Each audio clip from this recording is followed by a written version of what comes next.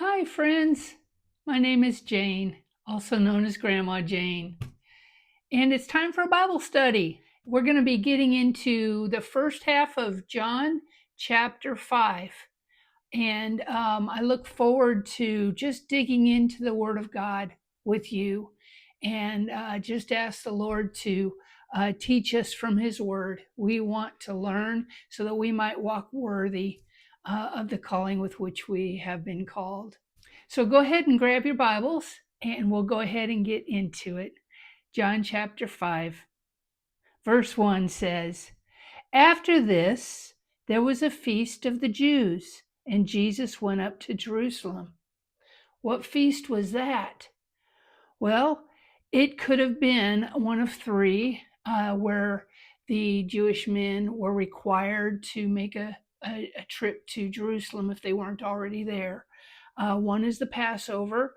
One is the Feast of Tabernacles, or Booths, also known as Sukkot. And the other one is the Feast of Weeks, which is also known as Pentecost or Shavuot. Sorry, Shavuot. If I'm pronouncing that correctly, let me know if I'm not. But anyway, we were in Passover in chapter 2. He went to Passover, and he'll be at Passover again when we finish this chapter. It'll be in chapter 6. So I'm tending to think this could be Pentecost, Feast of Weeks, or Feast of Tabernacles. In verse 2, now there was in Jerusalem by the sheep gate a pool, which is called in Hebrew Bethesda, having 5 porches. In these lay a great multitude of sick people, blind, lame, paralyzed, waiting for the moving of the water. For an angel went down at a certain time into the pool and stirred up the water. Then whoever stepped in first after the stirring of the water was made well for whatever disease they had. Verse 5, now a certain man was there who had an infirmity for 38 years. That's a long time, isn't it? Verse 6, when Jesus saw him lying there, he knew that he'd already been in that condition a long time. He was used to it, right? So Jesus asked him, do you want to be made well? That seems like a strange question, right? But it's a yes or no question. Do you want to be made well? He might have just been used to it. He'd been in that condition for 38 years. Sometimes we can get used to our conditions, can't we? But his answer here in verse 7, the sick man answered Jesus, Sir, I have no man to put me into the pool when the water is stirred up, but when I am coming, another steps down before me. It's not a yes or no. That tends to be kind of an excuse, right, on why he's not well. But it didn't deter Jesus. In verse 8, Jesus said to him, Rise, take up your bed and walk. Just by the word, he healed that man anyway. Excuses or no, he just healed him. Verse 9, and immediately the man was made well, took up his bed, and walked. And John tells us that day was the Sabbath. And that really matters to the Jews, to the Jewish leaders. It was the Sabbath. He got up and walked. There was another example of a lame man that was healed, and this had to do with Peter and John when they were walking into the temple. In Acts 3, verse 8 says, So he, leaping up, stood. This is the man that was healed. He leaped up. He stood, walked, and entered the temple with them, walking, leaping, and praising God. He was so grateful to be healed. So he followed Peter and John into the temple, just leaping and praising God. I can imagine, goodness sakes. And yet, this man in verse 9, he was immediately made well. He obeyed Jesus. He took up his bed and he walked. He didn't follow Jesus, though. It's kind of amazing. So here, verse 10, the Jews therefore asked him who was cured, it's the Sabbath. It's not lawful for you to carry your bed. That was man's law. The Jews had made that law. They were more concerned about their Sabbath law than they were of praising God that a man who had been sick for 38 years was made well. God wasn't getting the glory in this. In verse 11, the man answered him, because the Jews were accusing him of carrying his bed on the Sabbath, which was considered work.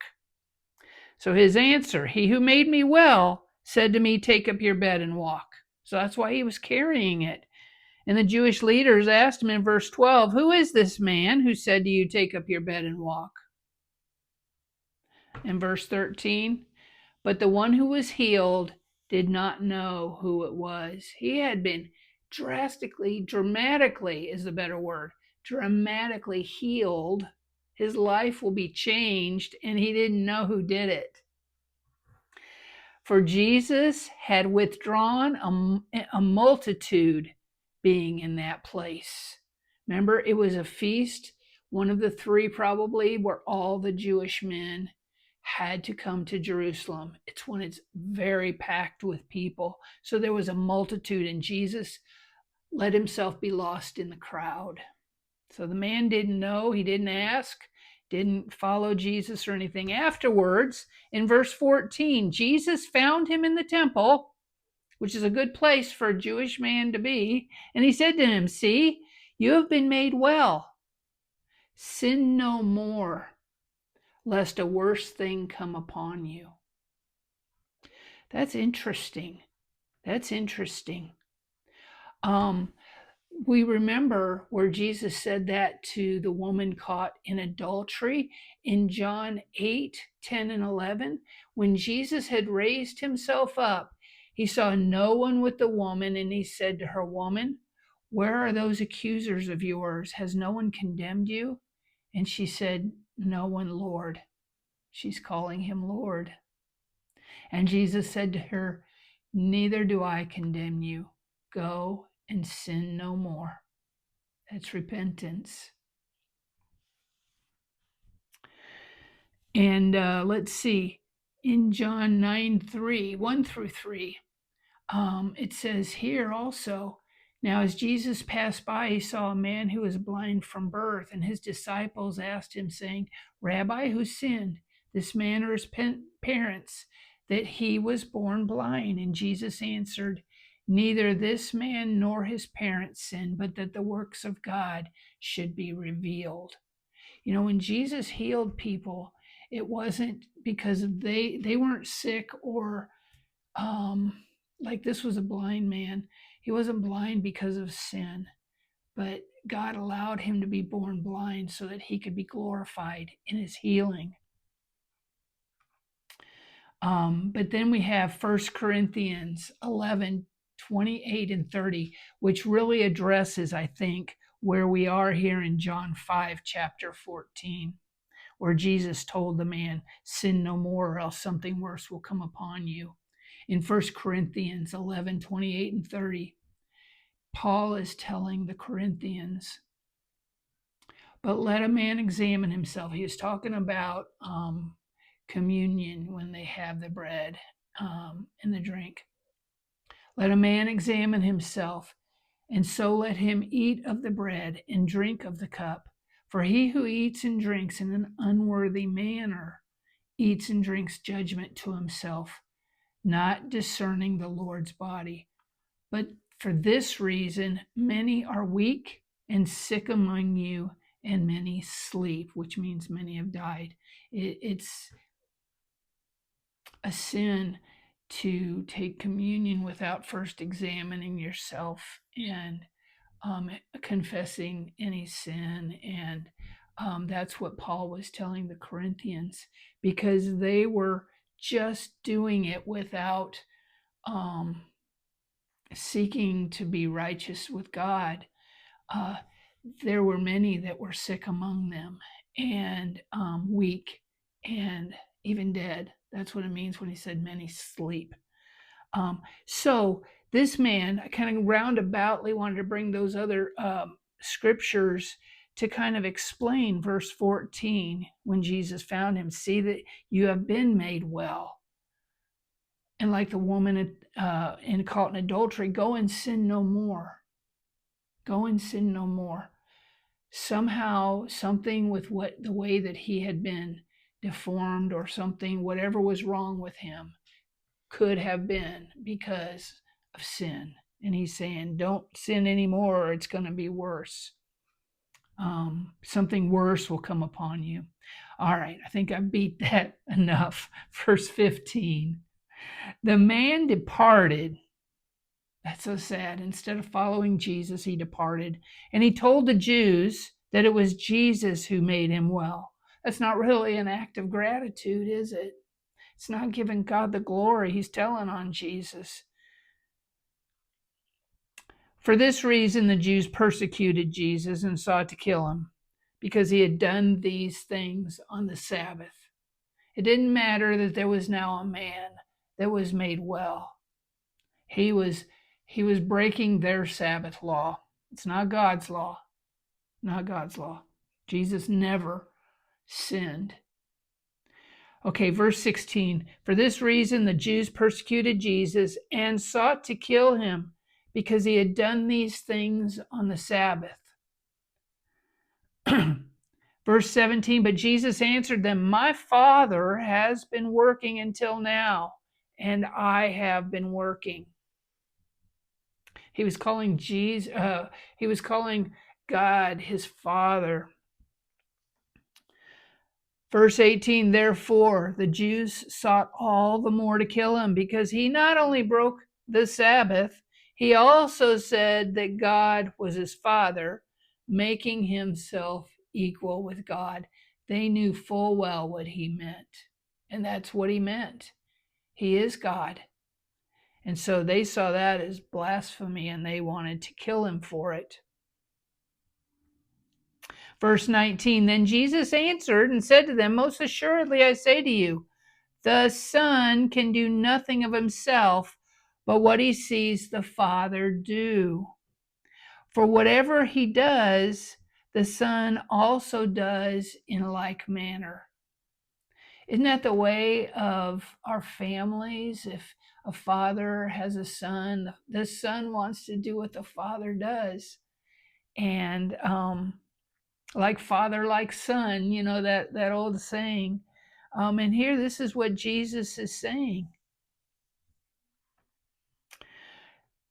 Verse 20, for the Father, he goes even farther. For the Father loves the Son and shows him all things that he himself does. And he will show him greater works than these, that you may marvel. It's all for God's glory. Verse 21, for as the Father raises the dead and gives life to them, even so the Son gives life to whom he will. John 3:16, for God so loved the world that he gave his only begotten Son, that whoever believes in him will not perish, but have everlasting life. Amen. That's awesome. Verse 22, for the Father judges no one, but has committed all judgment to the Son. I'm going to go to Psalm chapter 2, verse 12. It says, kiss the Son, lest he be angry and you perish in the way, when his wrath is kindled but a little. Blessed are all who put their trust in him, in the Son. Amen. And then Revelation 19. I love these verses 11 through 16, when Jesus returns on the white horse. Now I saw heaven opened, and behold, a white horse, and he who sat on him was called Faithful and True, and in righteousness he judges and makes war. His eyes are like a flame of fire, and on his head are many crowns. And he had a name written that no one knew except himself. He was clothed with a robe dipped in blood, and his name was called the Word of God. And the armies of heaven, clothed in fine linen, white and clean, followed him on white horses. Now out of his mouth goes a sharp sword, that with it he should strike the nations, and he himself will rule them, excuse me, with a rod of iron. And he himself treads a winepress of this fierceness and wrath of Almighty God. And he has on his robe and on his thigh a name written, King of Kings and Lord of Lords. Amen. That's our God. And the last verse we're going to cover today is 23. That all should honor the Son as they honor the Father. I'm going to go back to 22 because 23 is a continuation. For the Father judges no one, but has committed all judgment to the Son, that all should honor the Son just as they honor the Father. He who does not honor the Son does not honor the Father who sent him. They are mirror images. I'm going to read from John 14:9, where Jesus himself said that. And he said, Jesus said to him, have I been with you so long, and yet you have not known me, Philip?